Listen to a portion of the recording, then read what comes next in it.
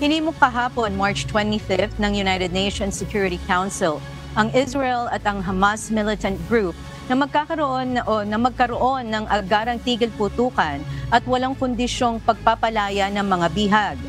Kasunod ito ng ginawang pag-abstain sa botohan ng Estados Unidos at ang pagboto naman ng natitirang 14 na miyembro ng Council para sa nasabing resolusyon. Ginawa umano ng US ang naturang hakbang para mabigyan ng pagkakataon ang Security Council para humingi ng agarang ceasefire sa kapakanan ng Muslim community. Binigyang diin din sa Security Council resolution ang matinding pangangailangan na mapalawak ang pagpapadala ng humanitarian assistance at para mapalakas ang seguridad ng mga sibilyan sa Gaza Strip.